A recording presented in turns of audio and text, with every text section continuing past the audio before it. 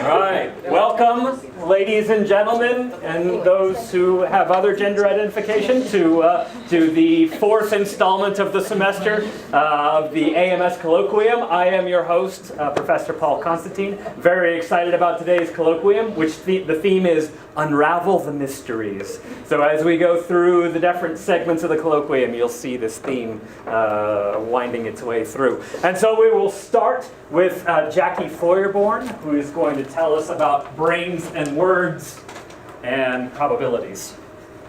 Jackie Feuerborn. Oh, should also say, this is Jackie's first time as an AMS Colloquium correspondent, so we're very excited to have Jackie. So thank you, Jackie. Okay, so I'm unraveling the mystery of words today. So when you're listening to like a foreign language or something you're not quite familiar with, but maybe know a few words of, it can sound like a steady stream of words that makes no sense. Maybe pick out one here or there. And there's actually some science behind that. So when we hear anyone speaking, it's basically just a stream of sound, unless you're speaking very, very slowly. And then you can make out individual words with like breaks between them, but usually it's just constant sound. So how we break that up, or how some scientists think we break that up, is by running probabilistic reasoning in our brains and figuring out if each sound goes with one before or after it, and if it doesn't, it's probably a break between words. And so a couple of researchers at the International School of Advanced Studies, led by Amanda Sekicita, I think I pronounced that wrong, are looking into like actually modeling that probability that possibly goes on in our brains. And they found some really interesting trends. So they modeled it two different ways. They picked just a certain level of, if the probability is less than this level, it probably isn't part of the word. And then they also looked at just in a string, if the sound before and after it, whichever one seems less likely that it's part of the word, then that's the one that you break on. And so using these two different methods, they found really differing results with different languages. So the first way, they call it stress timed, which is where they chose this threshold of just, if it's below this, it's not the same word. And they found that languages like English and German work like that they had like a 94% success of, if they followed that threshold and broke it off, that would form coherent words. So it's kind of like looking at a word search. You have all the letters and you're finding words in that jumble, but our brain does it with sounds instead. And so the threshold worked really well for that. But if they just paid attention to what sounds come before and after each sound, and which one it was more likely to associate with, it was really, really bad for English and German. It was like roughly 40% correct.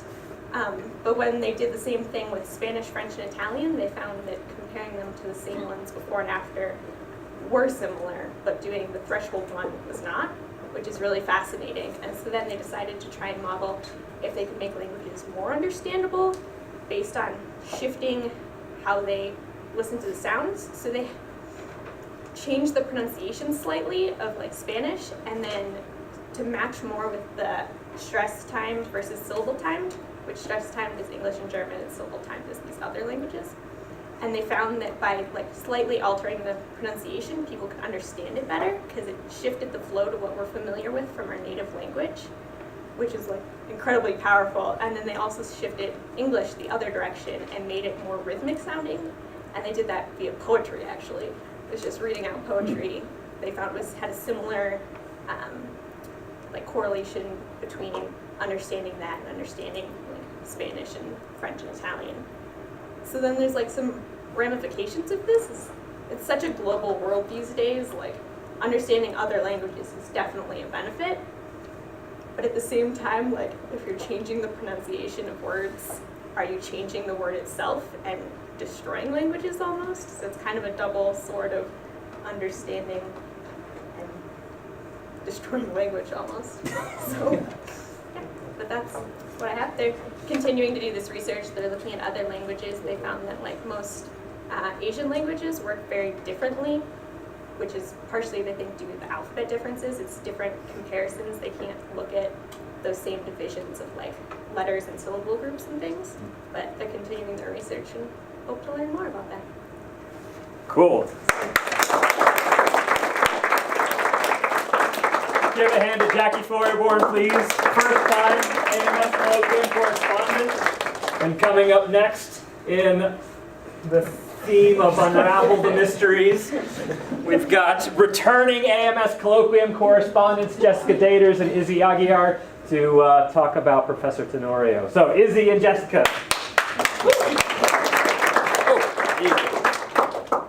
Hi guys, I'm Izzy. Oh, I'm Jessica. We're both seniors in math. And today we're going to unravel the mystery of Dr. Luis Tenorio. So there are a lot of perceptions of Dr. Tenorio, one of which is that he shows up in the middle of the night and drinks coffee and leaves before 3 p.m. Another one is that he focuses entirely on theoretical math. So actually, just a really quick anecdote. We were sitting upstairs in Chauvenet practicing this, and Dr. Tenorio came out of his office looking a little hazy. It was 2 p.m. And we're like, hey! And he's like, oh, I just woke up from a nap because I've been awake for 12 hours. So that means he woke up at 2 a.m. So some of these mysteries are in fact true. He does wake up really early in the morning, and as such has to leave early. Yeah, he says that he doesn't get here until about 4:45 though, because the coffee shops, at least the ones that he likes to frequent, don't open until 6. So 5:30. And he opens up a little bit early for him sometimes too. So what's the point of being here before the coffee? We also unraveled some of these other perceptions. So one of them is that Dr. Tenorio focuses on theoretical math, but in his own words, he has paid his dues in the applied mathematics realm. When he was doing his graduate, his PhD research at Berkeley, he was working primarily with the astrophysics team led by George Smoot. Yes, so it's important to note that this was not what his PhD was in. So he was essentially doing this astrophysics research with George Smoot, who went on to win a Nobel Prize for this work, while kind of getting a PhD in math on the side. So this work that he was doing with George Smoot was the discovery of black body form and anisotropy of the cosmic microwave background radiation. So, if that means anything to you. But very, very cool work that he was doing there. He was writing thousands of lines of code, analyzing tons of data, and in fact he told us that George Smoot actually had cameras in the labs that the grad students worked in. He would tune into the cameras on Sunday morning at 8 a.m. and if they weren't there working, they would get a call asking them why they weren't there working. So Dr. Tenorio never got one of these calls because, of course, he would show up at 3 in the morning. But this is only one example of the tons of work in applied mathematics and a lot of other interdisciplinary realms that Dr. Tenorio has done. He's done a lot of work in pure mathematics, statistics, geophysics, astrophysics, you name it, and he has, as a result, he has a huge range of knowledge in all of these other areas. And he says that having this huge range of knowledge helps him approach mathematical problems in a more unique way. Definitely, and this range of interests is not just limited to academics. So Dr. Tenorio has a passion for the outdoors. He was born and grew up in Mexico City, and they actually have a higher elevation than Golden, which we learned. He says that he used to run to the volcanoes. Volcanoes? Volcanoes. So loves being outdoors, has been an outdoorsy person from a very young age. And this passion for the outdoors is the actual reason why he stayed at Mines. So he was, after he left Berkeley, he went to go work in Spain. He really missed speaking Spanish.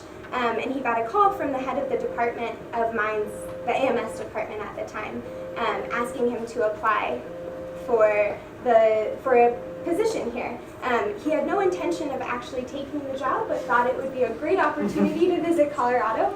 And this intention drastically changed the moment he saw the creek and fell in love with Golden and Colorado.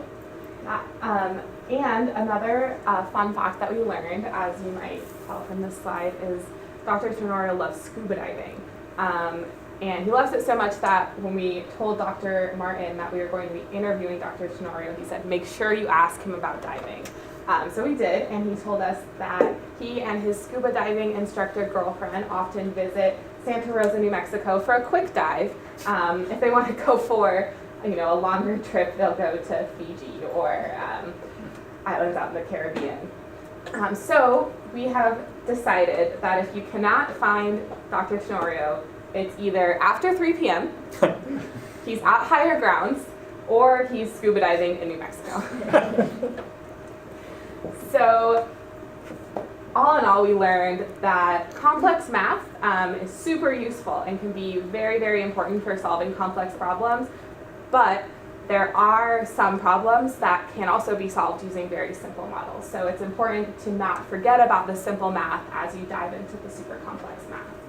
We also learned that having a huge array of knowledge can also help you solve these problems. Dr. Tenorio was telling us about all of this different research he's done that he didn't use super applied math for, that he used knowledge about geophysics or about astrophysics to solve. And so it's important to know that, yeah, math can do a lot of things, but so can a lot of other subjects. And learning about these subjects can help us a lot. Definitely. And we learned that sometimes the people that you think are the most mysterious aren't so mysterious after all. So with that, gracias Yes, por tu atención, and math's all, folks.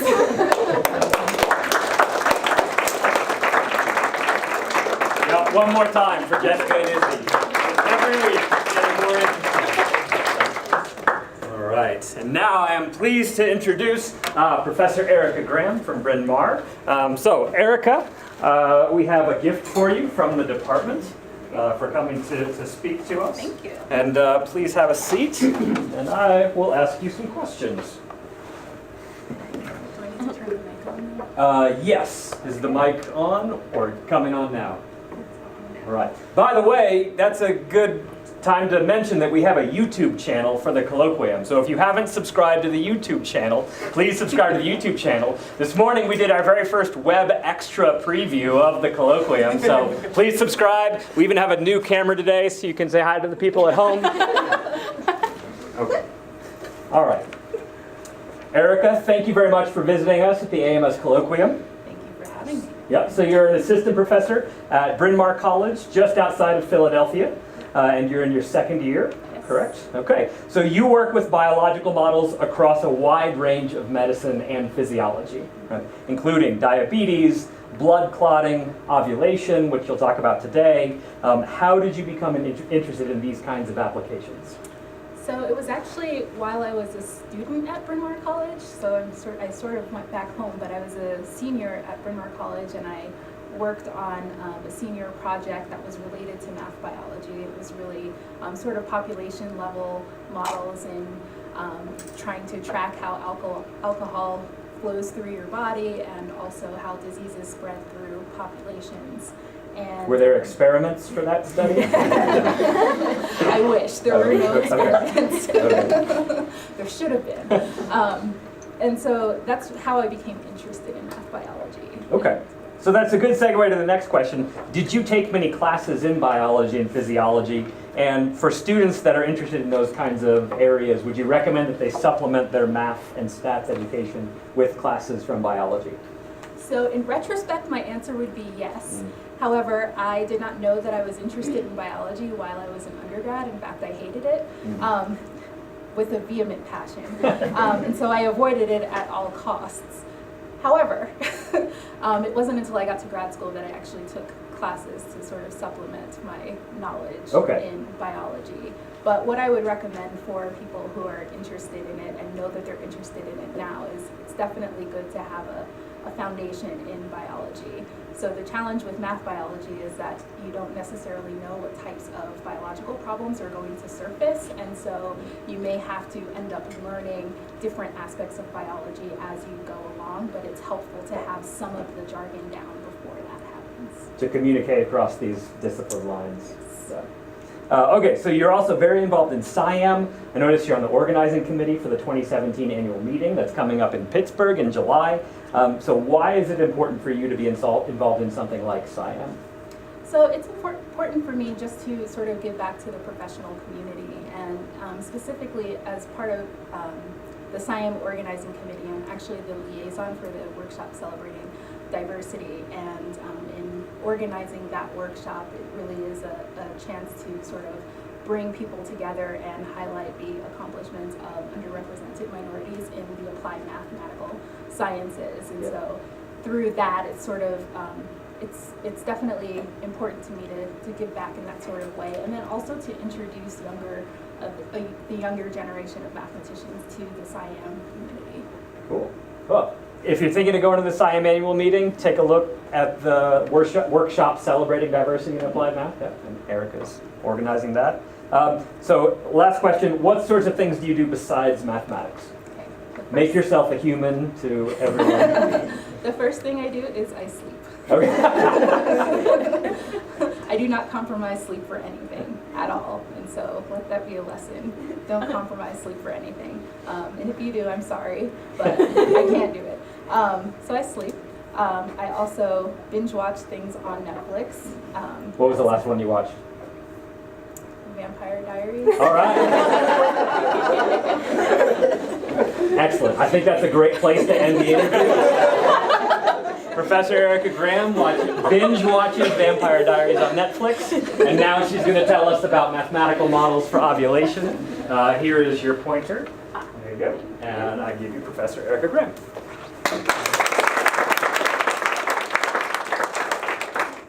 Thank you. So as was mentioned, I will be talking about ovulation today, but before I get started with that, I just want to acknowledge Jim Selgrade.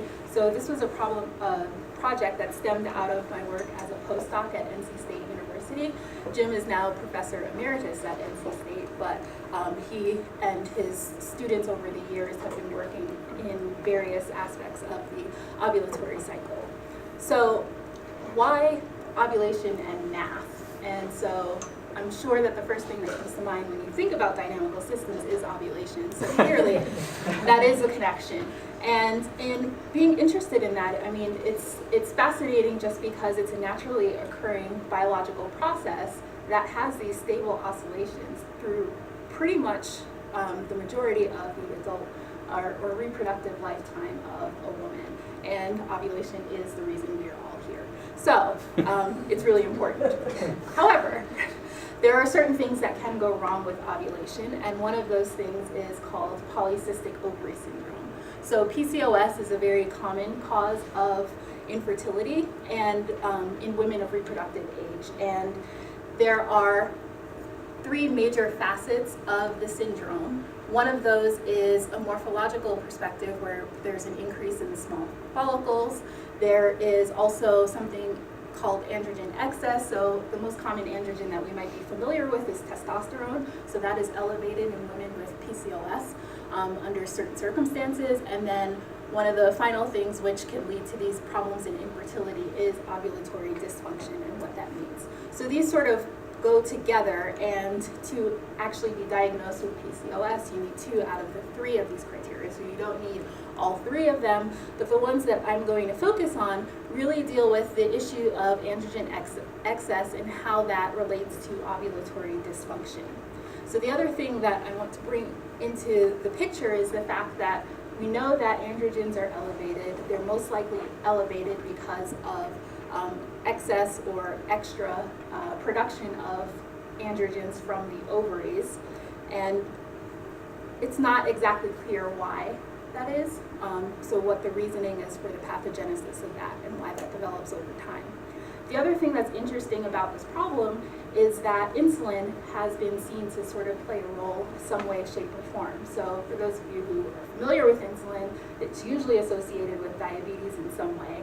And in particular, women with PCOS are often also resistant to the cues of insulin. And under those circumstances, they may also have elevated insulin levels. And so to the extent that treatment of PCOS sometimes involves giving women insulin sensitizing drugs, and that will also sometimes reduce the symptoms and restore a normal ovulatory cycle. So these 2 facets, androgen excess and the role of insulin, are the things that we're interested in. But in order to get to that, we sort of want to look at a picture of sort of the pathogenesis. So there are a lot of different things, but the ones that I want to draw your attention to are the levels of elevated testosterone levels, the role of insulin and how there are arrows actually connecting these, and how eventually that can lead to what's known as anovulation, or the lack of an ovulatory period. So in order to understand the defects and what goes wrong, we need to understand what goes right under normal circumstances. So let's take you back to, you probably didn't see this in freshman biology, but I know I didn't because I avoided it at all costs, but here we are. So ovulation demystified. So under normal circumstances, there's a pool of follicles within the ovaries, and these follicles basically lie dormant in a growth arrested state. And each month or so, some smaller subset of these is selected to start growing. So that's over here. And they are selected to start growing based on their response to a hormone that's released from the brain in the form of FSH. So that's major hormone number 1. These follicles, in response to FSH, start growing, they get larger. One of them beats out all of the other ones, that's the dominant follicle, and the other ones just sort of fade away and die. So this dominant follicle is responsible for a lot of the estrogen that we see later on during this follicular phase, which I'll talk about in a second. There's another signal from the brain in the form of LH, which signals this particular follicle to release its ovum, or spit it out, as it were, and that egg goes somewhere else, and we don't really care about the egg. In this case, we care about what's remaining. So what remains is the follicle. It changes conformation. It produces a lot of progesterone at this point in the form of the corpus luteum, and that eventually regresses and things go away, and the cycle repeats again for the following month. So this is sort of our overview. The things that I've mentioned so far are FSH and LH, which are our brain hormones. Then there are the ovarian hormones in the form of estrogen and progesterone, or E2 and P4, which I'll refer to them. But notice I didn't say anything about testosterone here. And one of the reasons that is we don't necessarily always associate the ovulatory cycle with testosterone, right? So we think of that usually with respect to men.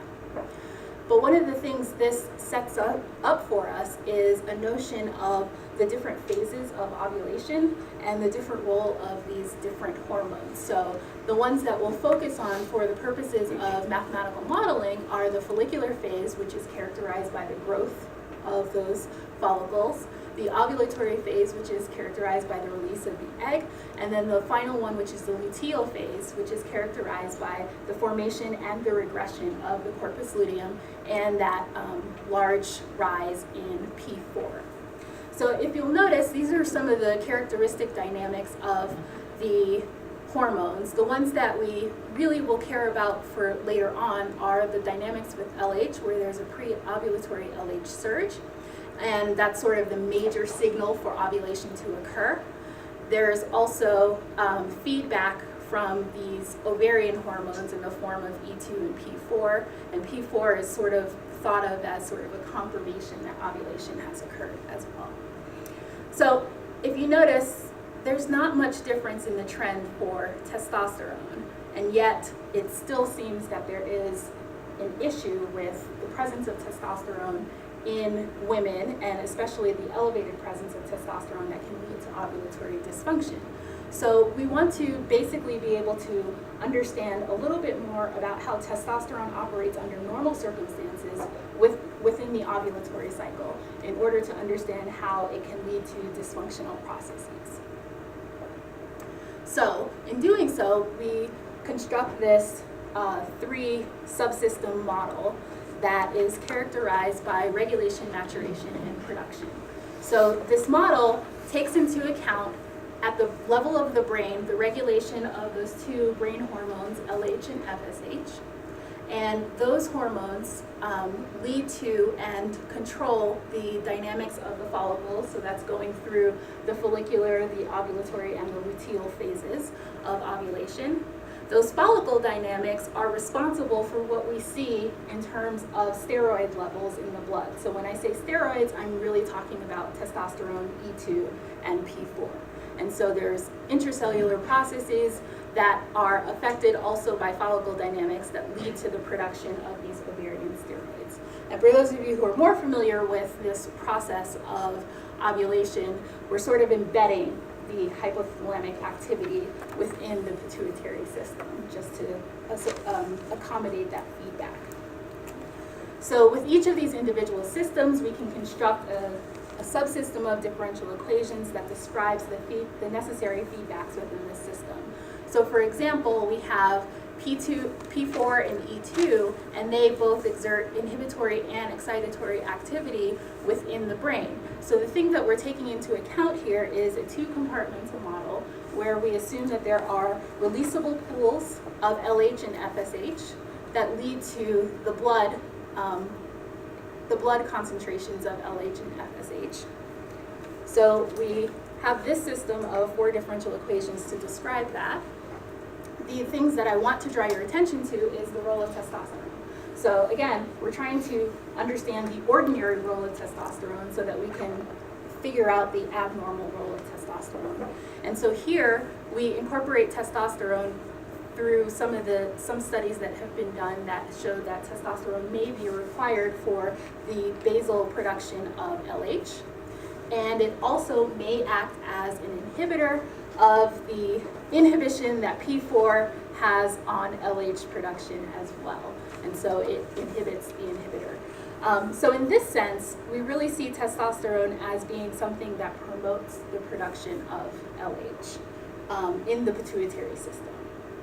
So when we move to the next system of follicle maturation, this system basically started out with the Selgary group as a system of 9 different stages in ovulation.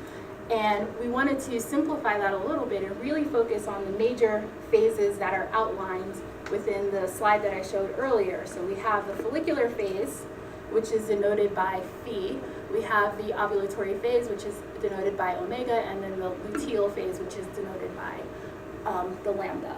So within this particular framework, we account for the growth of follicles due to an FSH signal. We're simplifying this signal because LH can also stimulate growth of follicles, but we're basically lumping that process together and just assuming that FSH is the primary growth signal.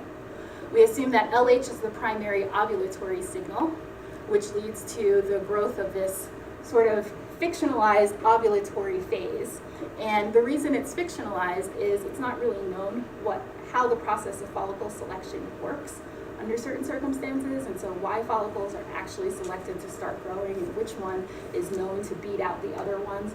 That process is still waiting to be identified more clearly. And so we assume that these 3 phases exist and that they're determined by the mass of follicles within these phases. The ovulatory phase gives rise to the luteal phase, subject to something that we call LH support. So LH support is, again, it's a variable that is we're requiring it for the establishment and also to prevent the regression or the premature regression of the corpus luteum.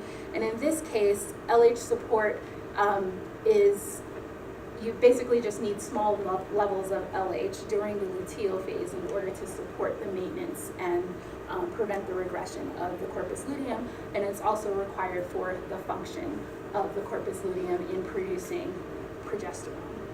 So we incorporate all of that into the model. And then for the third subsystem, we have ovarian steroidogenesis. So this is the sort of more complex part of the model in the sense that there are a lot of things that are taken into account, and we try to simplify them as much as possible. So the things that we take into account are the fact that there are actually 2 different cell types within the ovaries. There are theca cells and there are granulosa cells. And they actually surround the egg with these layers of cells. And so the weird thing about this, if you're thinking about it from an evolutionary perspective, is the fact that theca cells can produce testosterone, but granulosa cells can't. Granulosa cells need testosterone in order to produce estrogen, but fecal cells can't produce estrogen on their own. And finally, that fecal cells can produce progesterone. Granulosa cells can also produce progesterone, but progesterone is a precursor to testosterone. So a lot of the progesterone that's created in the fecal cells actually gets converted into testosterone. So all that to say, what we care about are the production of testosterone, E2 and P4, but we account for this two-cell model while we are constructing this this feedback and also just the intracellular production. The other thing that we need to take into account is the fact that a lot of these processes are either dependent on LH, as far as testosterone and progesterone are concerned, or FSH. And so we take that into account as well. Now with testosterone, there are two things that we need to keep track of. One is the fact that testosterone can be converted from its precursor inside the fecal cells, or it can be converted into testosterone peripherally. And it turns out that when you have low levels of LH, a majority of the testosterone that arises is from peripheral conversion of testosterone, whereas when LH is high, the majority comes from the ovaries. We care about that because when we're thinking about women with PCOS, the thinking or the hypothesis is that there are the excess androgens that we see are ones that are coming from the ovaries and not necessarily from the periphery. So we take that into account as well. And we have two functional subtypes that describe these processes. So again, we construct a system of ordinary differential equations. These terms with those functions are also potentially insulin-dependent terms, which I will talk about later, where insulin is also involved in regulating the enzymes that are required for the production of testosterone. The other thing that we have to do here is overlay the follicle dynamics. And so we make some assumptions about which particular stages give rise to which particular steroids within the ovaries as well. Okay, so all that is taken into account. And then what we do is we put all of these systems together, and what we have is a full system of 12 ODEs and 45 unknown parameters. So yeah, so I heard the laughs, yeah. That is laughable. You are not wrong in that. So these 45 unknown parameters pose a problem. And they're a massive problem with this just because you have this 45-dimensional parameter space that you're trying to do something with, and a lot of times you just can't because there are probably a lot of wells when you're trying to fit the model to the data. And so we don't really necessarily address that part of it, but even just trying to get estimates for these 45 parameters is a process that takes a lot of patience, is the word I'm looking for. So in this particular case, what we did was we split up the ovarian subsystems. So there were actually two subsystems, 2 and 3, that fit within the ovarian framework. And we split up that with the pituitary subsystem. Pituitary subsystem has feedback from E2 and P4. So we use the data as sort of these time-dependent input functions to get initial estimates for the FSH and LH parameters, or for the parameters for that particular subsystem in fitting FSH and LH. Then we do the same thing for the ovarian subsystem, and then we merge the two models and make a fully autonomous subsystem. We use the separated guesses that we get from doing the separate fits so that we can use it as an initial guess when we're trying to use the simplest method to optimize some level of the parameters. So once we do all of that, we get a decent qualitative fit to the existing data, and we can sort of see that the behavior it's there. The quantitative fit is not as good, but qualitatively we're pretty happy with what we see. And I just want to point out that this reflects a stable periodic cycle. So I'm showing two cycles here for roughly 31 days. They're about 30.8 days in the model, even though the data are at 31 days. And so we get these stable oscillations out of the system, which we're pretty happy with. So the next thing that we want to do is to try to understand a little bit more about the role of hyperandrogenism and having high levels of insulin that affect that. And so here the role of insulin is being played by a single parameter. So I'm not actually modeling insulin in all of its glory, but I'm just assuming that it gives some feedback that gives us high levels of testosterone. And so the focus really should be on increasing these testosterone levels and what impact that has on LH. So if you remember, LH is our primary ovulatory signal, and we want to know if there's an impact there, and then also if that can lead to an ovulation in some way, shape, or form. So we simulate hyperinsulinemia by adjusting some of the parameters with this parameter alpha, which I'll just sort of call the degree of insulin influence, but suffice it to say that when alpha is 0, we get our normal ovulatory cycle. When alpha increases, we basically just mean that there's more insulin in the system, and hence we can see that there's more testosterone in the system. So the question is, what does it do to some of the other hormones? So for the purposes of just sort of displaying the behavior, I'm only including LH and P4, and I'm particularly including those because we think of LH as the primary ovulatory signal, which we see LH surges here, which are increased in the face of increased feedback from insulin. But we also are including P4 because that's supposed to be the confirmation that ovulation has actually occurred.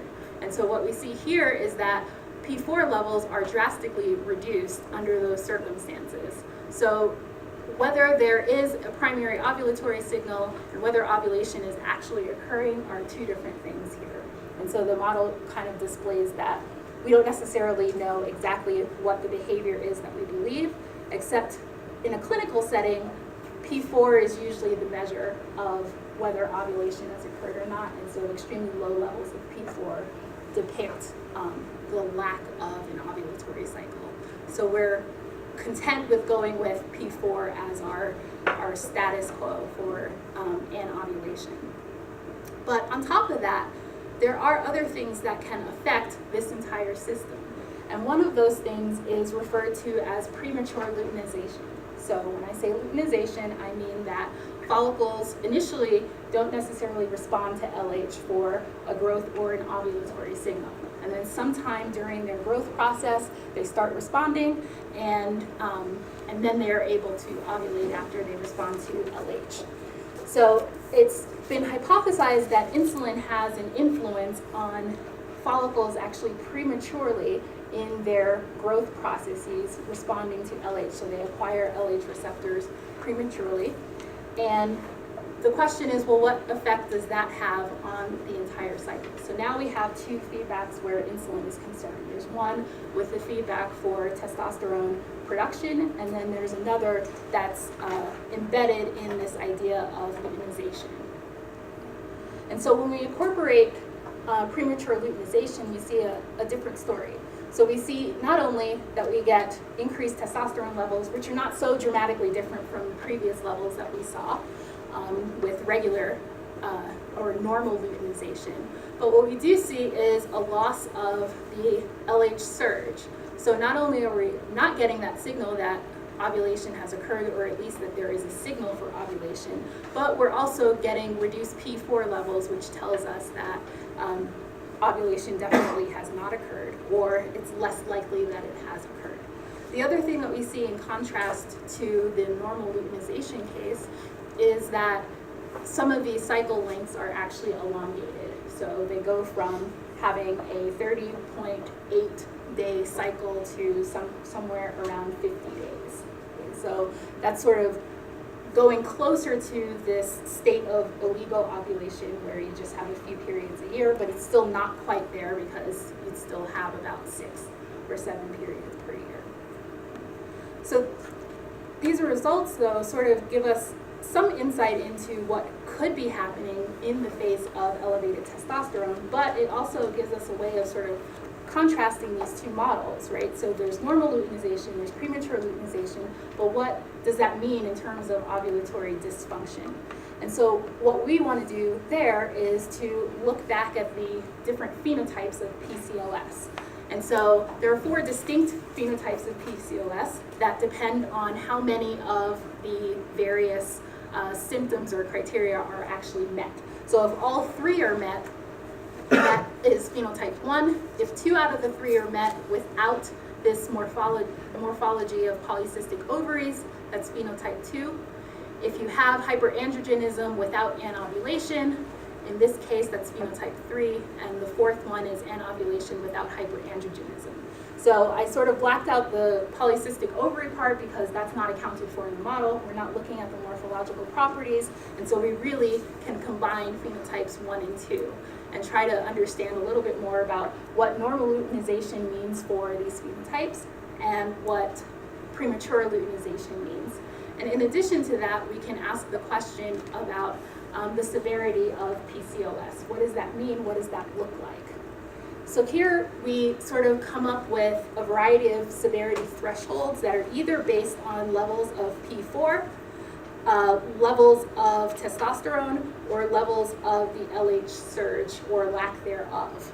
And in these cases, we have the criteria here. And what we see under normal luteinization is it takes a lot more insulin, i.e. a lot more higher levels of testosterone, to produce some level of abnormality. So phenotype 3 is actually where ovulation is still occurring, you just have high levels of testosterone. And so it would take a lot more insulin to get into this mild phenotype where you start to see lower levels of P4, which may suggest that ovulation is in jeopardy or not occurring at all. And we would sort of think about that as anovulation, but in the mild sense. On the other hand, if we look at premature luteinization, the situation is definitely more dire. So it doesn't take as much insulin in terms of feedback in order to initiate this process of anovulation. So starting with phenotype 4, that's anovulatory. Phenotypes 1 and 2 are both anovulatory, and they just vary in severity depending on which thresholds are actually met. And this is also consistent with what's been found clinically in the sense that if you look at follicles from women with prematurely luteinizing follicles from particular women, these are all women who have anovulation. So under these circumstances, it's not possible to just have hyperandrogenism and still have an ovulatory cycle, but anyone with premature luteinization and some degree of insulin resistance, according to the model, will have some issues with anovulation. So in conclusion, we have this fully sort of pseudo-mechanistic model, but a more complete model of the regulatory processes in ovulation. And also it gives us some insight into the dysfunction that is associated with having elevated levels of testosterone due to some changes in insulin mediated by insulin resistance. And in that case, we can get from hyperandrogenism to ovulatory dysfunction, and this process is exacerbated by the presence of premature luteinization. And so in the future, there are a lot of things that we can do. We want to look at the illegal ovulatory cycles, whether that falls within this particular framework or whether it's just a completely different thing altogether. The other thing that we can look at are other influences of insulin that affect testosterone levels elsewhere, including free testosterone levels in the blood. There are 45 parameters, again, that are unknown, so really understanding a little bit more about what that means in terms of the model and what we can actually say about the model with a sensitivity analysis. And then there are some interesting bifurcation properties, like there's a period doubling bifurcation that shows up somewhere in there, and Hoff bifurcation to torus, and you saw, or maybe you didn't see, but I didn't point it out, in the case of premature luteinization, if we ramped up that parameter alpha, we actually reached a steady state as opposed to having oscillatory cycles. So those are just some of the things that we're interested in looking at. And so with that, I will stop there.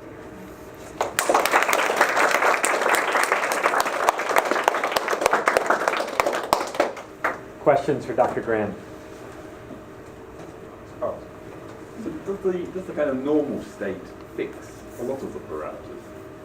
Does the normal state Fix a lot of the parameters? fix a lot of the parameters? I mean, I'm wondering about your 45 parameters and how you can cut them down. The normal state, You understand that I don't understand anything about but if I understood it right, I mean, there's a kind of a model which predicts what happens normally in a woman, and so that presumably means that a lot of the parameters are determined by the normal situation. Is that a fair? they are determined by the normal situation. So, I mean, in going from normal to pathological, all the parameters are the same except for the ones that are mediated by the alpha parameter. But even with that, those fixed parameters for the normal case, we don't know exactly whether they're even relevant. Okay, thank you. How much choices do you have to model this actually? You show there's 12 equations, they look complicated. They need to have some qualitative behavior, right, that you need to build in. But how many variations are there to do this? Is that very well settled that this is the right model for it? No, there are several different types of models out there. So the one that I showed with the particular equations, this is a simplified version of a model that actually gives a better fit to the data. There are models that incorporate delays as well, because those have sort of been established from a clinical perspective. There are models that take into account what happens in the hypothalamus, which I don't even include here, with other types of neurons and the feedback there. So this is not the fully established, this is the working model of ovulation that everybody should go by, but this is a way of, at least in this case, studying how testosterone can affect processes. And do you work on that yourself, on the modeling part?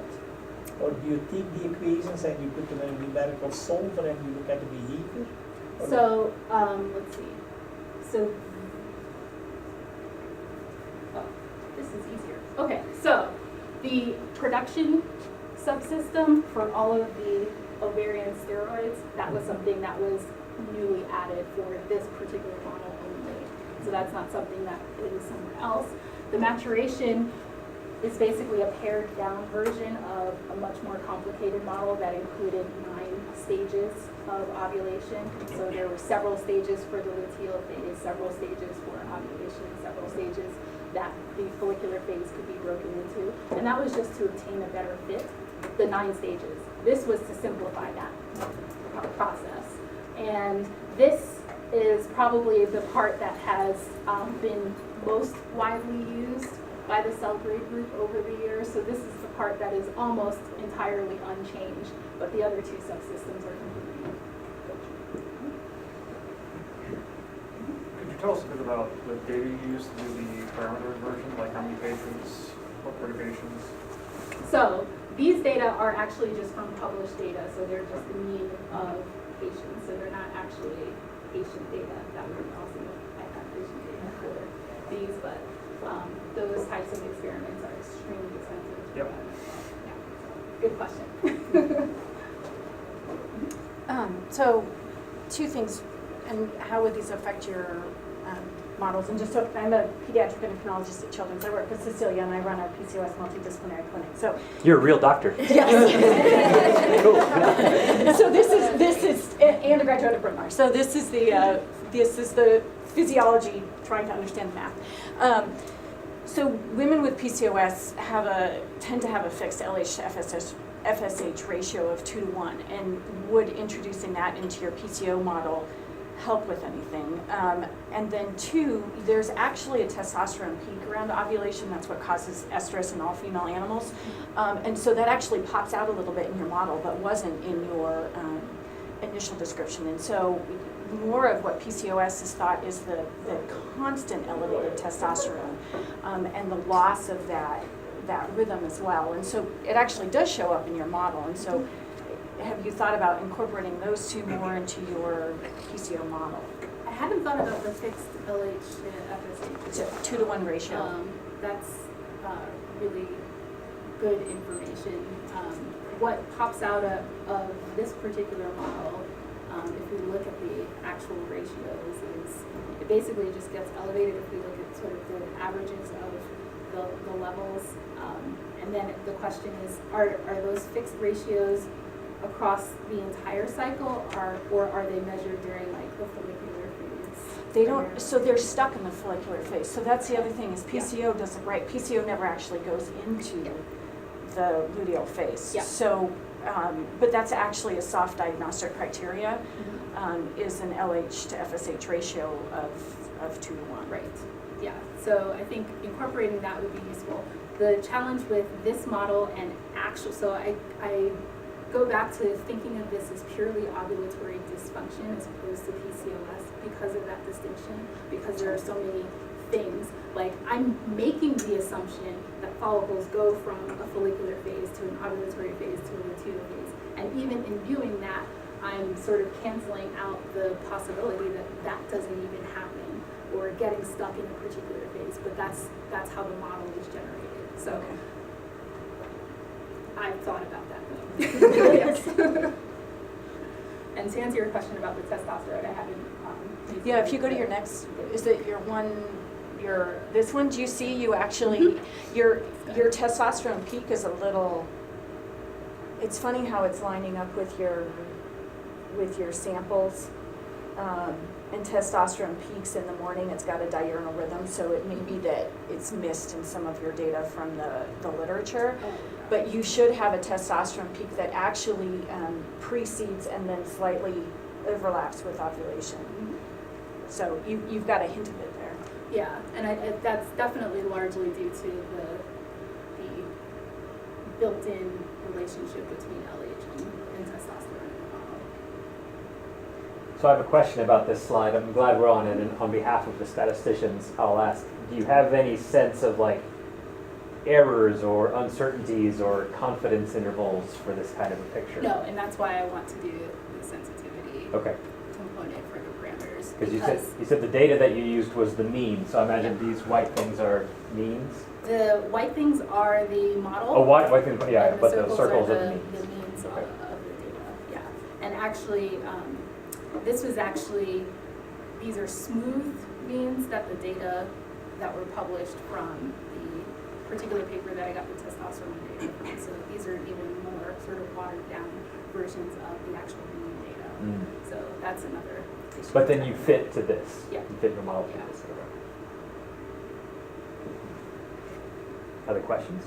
I've got one more, which is, do you have, are you trying to influence clinical treatment of PCOS with this? Or do you think that there's a chance that this kind of study or modeling could influence clinical study or treatment?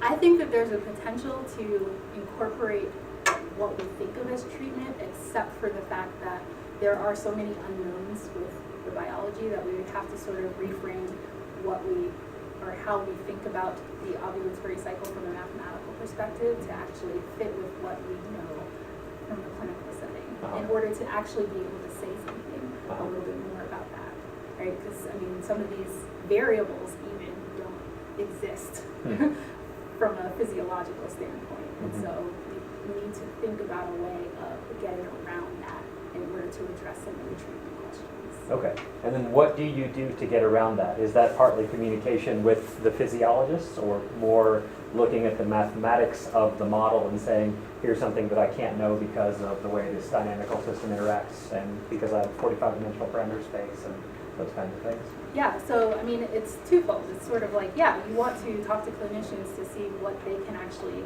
look at and measure and what they know about the system. You also want to look at the mathematical model to try to see, okay, well, we have, we went from 9 stages down to 3. Do we need these 3 stages? Is there another way that we can describe the process of follicular growth and rethinking how we think about the mathematical model itself? Great. Any other questions? All right. Well, as you know, no, just a minute. You're so eager, so eager to start clapping. So the hour following colloquium from 4 to 5, this room is reserved if you want to hang out and keep asking more technical questions and having a discussion with Dr. Bryn. Otherwise, let's thank her for presenting at AMS Colloquium. Let me get right past you, just because I'm going to preview. Whoops. So next colloquium, we will have statistician Jim Kohler from Google to come talk to us about how statistics. That was awesome. You know how you can answer that question? Google, yeah. So Jim Kohler from the stats group at Google in Boulder will be visiting us and telling us about how they use statistics to do targeted advertising and those kinds of things. So please join us Friday, October 28th, 3 p.m., same place, and otherwise have a great fall break.